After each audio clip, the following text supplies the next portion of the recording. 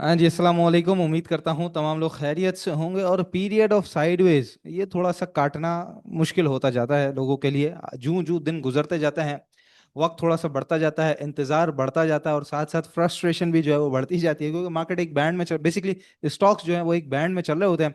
Index के अंदर तो अप एंड डाउन हम देख रहे होते हैं, इंडेक्स से कुछ particular stocks up and down चल रहे होते हैं, लेकिन ज्यादातर स्टॉक्स जो है वो एक बैंड में घूम रहे होते हैं। तो ज्यादा ना नफा कमाने का मौका मिलता है, ना ही कोई अच्छा खासा बाइंग ऑन डिप की तरफ एक पोजीशन बनाने को मौका मिलता है। तो थोड़ा सा एक कह लीजिए कि एक साइडवेज के अंदर थोड़ी सी काट पीट ज्यादा होती है, कट पीस मार्केट जिसे कहा जाता है आम जबान के अंदर, वो चल रही होती है। बहरहाल 1700 पॉइंट आज नेगेटिव साइड पे इंडेक्स हमारा बंद हुआ है। जहां पर इंट्राडे में अगर हम देखें तो 750 पॉइंट मार्केट प्लस भी हुई थी। तो टोटल अगर हम देखें तो इंट्राडे हाई से नीचे जो आई है मार्केट, वो करीबन 2700 2800 पॉइंट इंट्राडे के अंदर नेगेटिव साइड पे मार्केट ट्रेड करती रही है, जहां पे commercial bank sector, fertiliser sector और सीमेंट सेक्टर ने सबसे ज्यादा पॉइंट जो है वो आज के दिन में लूज किए हैं। अच्छा, इंडेक्स के अंदर अगर अब अभी हम देखें ना, तो इंडेक्स जैसे आज आया है 159 500 के करीब करीब, ऊपर 162 के करीब करीब गया था। तो उसके अलावा भी अगर पिछले 3 दिन से देख लें, तो स्टॉक्स की जो मेजॉरिटी मेजॉरिटी स्टॉक्स की जो रेंज है वो एक तरीके से डिफाइन होती हुई नजर आ रही है। ट्रीट कॉर्पोरेशन उसी एक ही रेंज में ट्रेड कर रहा है, टेलीकार्ड एक ही रेंज में ट्रेड कर रहा है, सर्ड पाकिस्तान एक ही रेंज में ट्रेड कर रहा है, सिटी फार्मा एक ही रेंज में ट्रेड कर रहा है, सेंचुरी पेपर वो उसी रेंज में ट्रेड कर रहा है, एसएलजीएल अपनी रेंज में ट्रेड कर रहा है, माड़ी पेट्रोलियम, पीएसओ, एंग्रो एच, अटक रिफाइनरी, जीएएल, इसके अलावा एसएनजीपी, मतलब कितने ही स्टॉक्स हैं वो अपनी एक रेंज के अंदर ही ट्रेड कर रहे हैं। तो ज्यादा अभी मार्केट के अंदर कह लें कि आप बहुत बढ़ चढ़ के बाइंग कर रहे हैं वैसी भी सिचुएशन नहीं है, और मार्केट के अंदर जो बड़ी नीचे आया तो बड़ी स्पीड से पैनिक सेलिंग करते कि और मजीद माल नीचे मिलेगा, ऐसी भी कोई सिचुएशन नहीं है।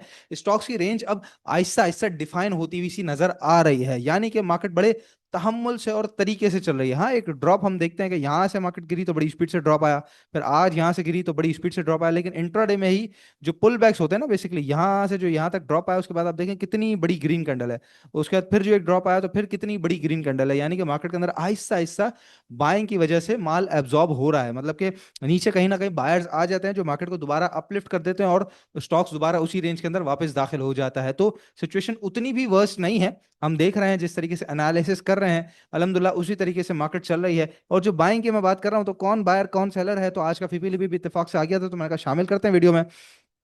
तो फॉरेन कॉर्पोरेट्स तो हमें नजर आ रहा है जी, नेट सेलर है, $3.5 मिलियन का माल सेल किया हुआ है। और अक्रॉस द बोर्ड सामने तमाम के तमाम सेक्टर्स आपको नजर आएंगे सिवाय पावर के, अक्रॉस द बोर्ड इनकी सेलिंग चल रही है। इसके अलावा इंडिविजुअल्स $10.5 मिलियन की बाइंग की हुई है इंडिविजुअल्स ने, जिसमें सबसे ज्यादा जो बाइंग हमें नजर आती है वो बैंक के अंदर नजर आती है। तो चलें खैर, बैंक एक अच्छा ही सेक्टर है, तो कोई बहुत बुराई इसके अंदर नहीं मानेंगे। इसके अलावा अदर्स में भी बहुत बड़ी बाइंग है, फिर ईएनपी के अंदर बहुत बड़ी बाइंग हमें नजर आ रही है। तो अच्छा खासा बड़ा बायर जो है वो आज के दिन में हमारे पास इंडिविजुअल हमें नजर आ रहा है। इसके अलावा म्यूचुअल फंड है, ये सबसे बड़ा सेलर रहा है आज के दिन, जिसने सबसे ज्यादा जो माल सेल किया हुआ है वो ईएनपी के अंदर, और उसके बाद हम देखें तो अदर्स के अंदर माल सेल किया हुआ है, फिर बैंकिंग सेक्टर के अंदर। और अक्रॉस द बोर्ड जो पहले बहुत बड़ा बायर था इंस्टीट्यूशनल साइड पे हमारा इंडिविजुअल, वो आज अगर हम देखें तो कंटिन्यूसली सेलिंग साइड पे है। इसी तरीके से इंश्योरेंस कंपनीज, ये अगर हम देखें तो नेट हमें सेलर नजर आता है, जो कि इन्होंने सिर्फ और सिर्फ डेट मार्केट में सेलिंग की हुई है। इसके बाद अगर हम देखें तो अक्रॉस द बोर्ड तमाम के तमाम सेक्टर्स के अंदर बहुत थोड़ी ही सही, लेकिन बाइंग हर तरफ इनकी नजर आ रही है। तो ये सिचुएशन है जी, कहीं कुछ बायर्स एक्टिव हैं तो कहीं कुछ सेलर एक्टिव हैं। इसके अलावा ब्रोकर प्रॉपर्टी पे देखेंगे तो नेट सेलर है, लेकिन कुछ कुछ थोड़ी बहुत हल्की फुल्की बाइंग नजर आती है।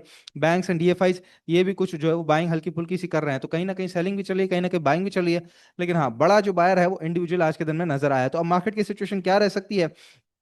देखिए, आज तो इंट्राडे के अंदर अगर मैं बात करूं तो यहाँ से गिरते गिरते जो इंडेक्स यहाँ के करीब आ गया था, तो ये जो रिवर्सल हुआ है तो बेसिकली ये एक पुल बैक था, क्योंकि इंडेक्स बड़ा खासा अच्छा जो है वो ओवरसोल्ड हो गया था शॉर्ट ग्राफ पे। तो ये पुल बैक के बाद फिर दोबारा जब ऊपर आई है, तो मार्केट सेफ जोन के करीब, आरएसआई के सेफ जोन के करीब करीब ही बंद हुई है। साथ ही आखिरी वक्त के अंदर एक अच्छी खासी ग्रीन कैंडल यानी कि ग्रीन बार बाइंग की साइड पे बनी है। तो थोड़ा सा एक कल के दिन हम पुल बैक जो है वो एक्सपेक्ट कर सकते हैं। मोस्ट प्रोबली ये सबसे पहले तो 1,61,000 का लेवल आएगा, उसके बाद 1,61,800, ये एक अच्छा खासा लेवल है। नीचे अगर बात करें कि गैप मौजूद है, गैप मौजूद है, तो गैप अब बहुत ज्यादा दूर नहीं है, बस थोड़ी सी बात है। मतलब जहां इतना नीचे आ गई तो वहां अगर थोड़ा बहुत नीचे भी आएगी तो 1,57,700, और अगर गैप फिलिंग होती है तो 157 के करीब करीब जो है वो एक अच्छा खासा नीचे की तरफ डाउन साइड आपको मिल सकता है। तो दोनों तरफ के मौके हैं, लेकिन जैसे कल की वीडियो में, परसों की वीडियो में मैं आपको बता रहा हूँ कि इंडेक्स पे फिलहाल ज्यादा ध्यान ना दें।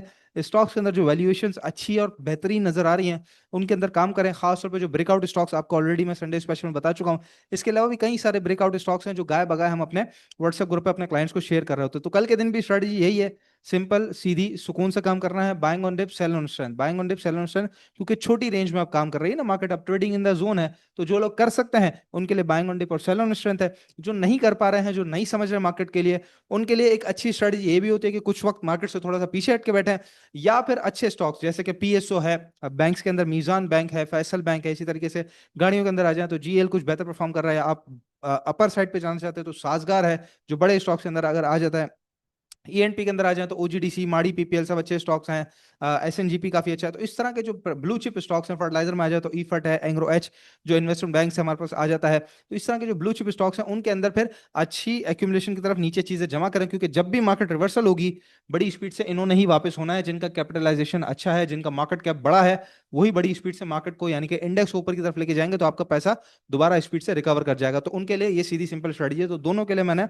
आपको जो मार्केट के अंदर मौके हैं वो समझा दिए हैं। बाकी याद रखिएगा जी, हमारा टेक्निकल एनालिसिस सुपर क्लास का जो बैच है, अगला बैच वो इंशाल्लाह ताला जल्द अज जल्द शुरू हो रहा है। रजिस्ट्रेशन इसकी ओपन हो चुकी हैं, नंबर है 0336 2444466। याद रखिएगा टेक्निकल एनालिसिस बड़े इंपॉर्टेंट है, ये आपको हम बता रहे होते हैं, सुहेल साहब बता रहे होते हैं, डॉक्टर साहब अपने वर्किंग बता रहे होते हैं, ये तमाम टेक्निकल चार्ट्स के थ्रू ही हमें प्राइस मूवमेंट और प्राइस एक्शन और इंडिकेटर्स के थ्रू तमाम जो सपोर्ट रेजिस्टेंस एरियाज हैं, वैल्यूज हैं, एंट्री पॉइंट, एग्जिट पॉइंट, ये सब पता चले होते हैं। तो ये आप लोग भी सीख और समझ सकते हैं। तो इसके लिए राब्ता आप लोगों ने जरूर करना है, एटलीस्ट तफसीलात जरूर लीजिए इस नंबर पर राब्ता करके, ताकि आपको फी स्ट्रक्चर और जो कोर्स की ड्यूरेशन है, जो आउटलाइन है, वो सारी समझ आ सके।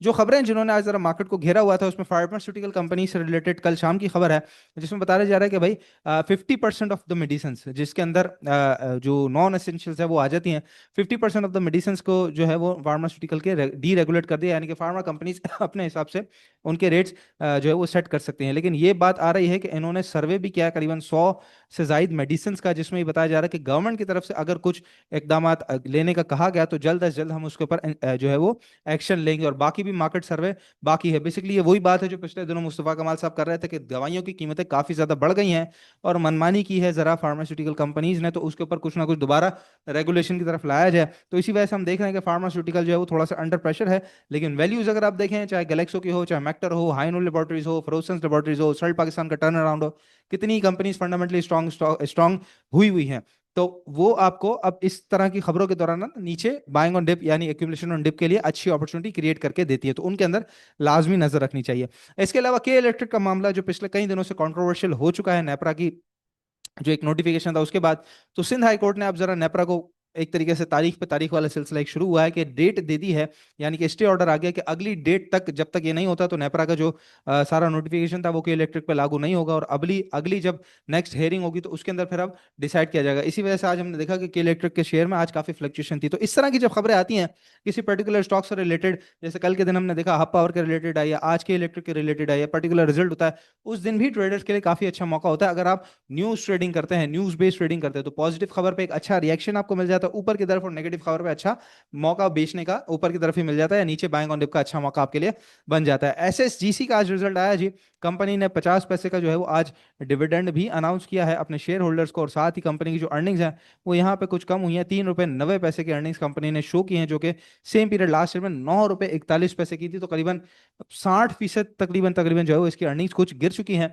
लेकिन अगर शेयर प्राइस की बात करें तो 44 40 41 42 पे जहां ट्रेड कर रहा था, आज 34 पे ट्रेड कर रहा है। तो जो अर्निंग्स नीचे आई है उससे पहले शेयर प्राइस भी नीचे आ चुका है। तो काफी सारी चीजें जो है प्राइस टेन चल रही होती हैं। तो इसलिए अब इस लेवल के ऊपर मैं नहीं समझता कि एसएसजीसी में खास तौर पे कोई घबराने वाली बात ऐसी नजर आती है। हाँ, डेली के ऊपर ऑलरेडी मूविंग एवरेज 200 से नीचे ट्रेड कर रहा है, बट पुल बैक्स जो है वहां पर आपको खेलने का मौका मिल सकता है। नेशनल फूड के रिलेटेड जी आज material information sorry research report आई है, जहां पे 485 रुपए 485 का जो एक टारगेट प्राइस है वो इसके अंदर बताया जा रहा है। पिछले दिनों रिजल्ट काफी ज्यादा जबरदस्त आया कंपनी का, जेब से डिविडेंड कंपनी ने अपने शेयर होल्डर्स को पे किया, यानी कि जितना कमाया उससे ज्यादा का डिविडेंड दे दिया। तो अब यहाँ से 485 के इसके अंदर जो टारगेट प्राइसेस हैं वो भी नजर आ रहे हैं। तो खासतौर पर जो लॉन्ग स्विंग थोड़ी सी लेके चलना चाहते हैं उनके लिए काफी अच्छा सूटेबल स्टॉक नजर आ रहा है इस वक्त। इसके अलावा जी आईएमएफ बोर्ड की जो अप्रूवल है उसके बारे में औरंगजेब साहब कहते हैं कि करीबन दिसंबर के महीने में, यानी कि अब नवंबर चल रहा है, अगला महीना दिसंबर है, तो दिसंबर में जो आईएमएफ बोर्ड है वो 1.2 बिलियन डॉलर की जो ट्रांच है वो हमें अप्रूव कर देगा। तो बेसिकली स्टाफ लेवल एग्रीमेंट भी बड़े आसानी से हो गया, मुआशी नंबर भी बड़े अच्छे आ रहे हैं। हाँ, थोड़ा सा फ्लड की वजह से अप डाउन चल रहा है, लेकिन अगर ओवरऑल पूरा जाविया अगर हम खींचें तो मंथली चार्ट जो है वो सीधा है, जिस तरीके से मंथली में मार्केट अप ट्रेंड में ना सीधी है, बस ये वक्ती तौर पे छोटे मोटे जॉल्ट आते रहते हैं। तो बस ये छोटे मोटे जॉल्ट आते हैं, कभी फ्लड की वजह से, कभी कमोडिटी प्राइसेस की वजह से, कभी थोड़ा बहुत पॉलिटिक्स की वजह से, तो वो जहां पर जो है वो हल्का फुल्का ऊंच नीच देखी जाती है। बट यहाँ पर अगर हम बात करें तो मुआशी नंबर भी काफी अच्छे हैं, और आईएमएफ का भी ट्रांस जो है इंशाल्लाह ताला अगले महीने तक हमें मिल जाएगा। तो ये काफी अच्छी कुछ खबरें हैं। लेकिन अच्छी खबरों के बावजूद भी मार्केट ने अपने डायनामिक्स तो पूरे करने हैं ना, जिसके बारे में 2 हफ्ते पहले 3 हफ्ते पहले आपको सुहेल साहब ने बता दिया था कि मार्केट के अपने डायनामिक्स होते हैं। तो उसी हिसाब से जो टेक्निकल्स हैं वो भी एक डायनामिक्स का बहुत बड़ा हिस्सा है। जिस स्पीड से मार्केट जितनी तेजी से ऊपर 170 के करीब करीब गई थी, तो अगर इस एरिया में इस बैंड के दरमियान अगर 1 डेढ़ महीना अगर गुजार भी देती है तो कोई प्रॉब्लम वाली बात नहीं है। ठीक है, बस आपने अपनी वैल्यूज के ऊपर ध्यान देना है, और वही छोटी छोटी चीजें हैं कि क्वांटिटी कम रखनी है, स्टॉप लॉस 7 रखना है, ज्यादा स्टॉक के अंदर पैसा नहीं लगाना, लिस्ट आपकी छोटी होनी चाहिए, बर वक्त एंट्री एग्जिट होना चाहिए। तो बस उन्हीं बातों का ख्याल रखेंगे, इंशाल्लाह मार्केट आपको मौके देती ही रहेगी। कल के दिन कुछ थोड़ी बहुत बेहतरी जो आखिरी वक्त में एक पुल बैक आया है तो वो एक्सपेक्ट कर सकते हैं। तो आज जिन्होंने बाइंग और डिप की थी उनके लिए शॉर्ट टर्म के अंदर जो ऊपर बेचने का मौका होगा, और दोबारा इंतजार करेंगे, जो बाइंग नहीं कर सके वो इंतजार करेंगे कि दोबारा आपको नीचे कुछ ना कुछ स्टॉक्स के वाइज जो है वो सिलेक्शन का अच्छा मौका मिल सके। एसएनजीपी जी लेवल्स में आपको बता रहा हूँ डेली बेसिस पे फिलहाल अपने वीडियोस में, सपोर्ट एरियाज रेजिस्टेंस एरियाज, कहाँ अच्छी बाइंग हो सकती है, कहाँ कहाँ एक्यूमुलेशन हो सकती है, ये आपको मैं बता रहा हूँ। तो फिलहाल अगर हम देखें तो बेसिकली डबल बॉटम के करीब है, यहाँ से जब गिरता हुआ आया था जिस दिन मार्केट में 4000 पॉइंट गिरे थे उस दिन भी और उसके बाद भी, अगर हम देखें तो इस एरिया के करीब 114 के करीब ही इसने अपना एक पाँव लगाया था, उसके बाद अपना हाई लगा दिया था इसने 139 140 के करीब करीब का, उसके बाद दोबारा नीचे आया है।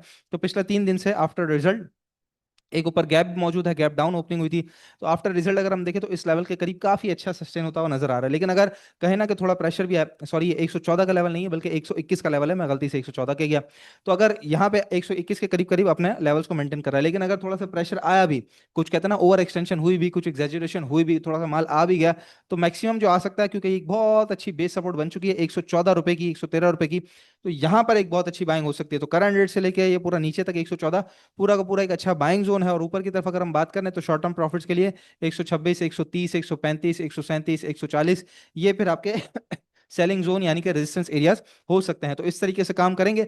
कोशिश कर रहा हूं कि काफी कुछ अच्छे स्टॉक्स, ज्यादा ना बताऊं, एक आध दो ही आपको निकाल के बताता रहूं जो अच्छे पता चल रहे हैं।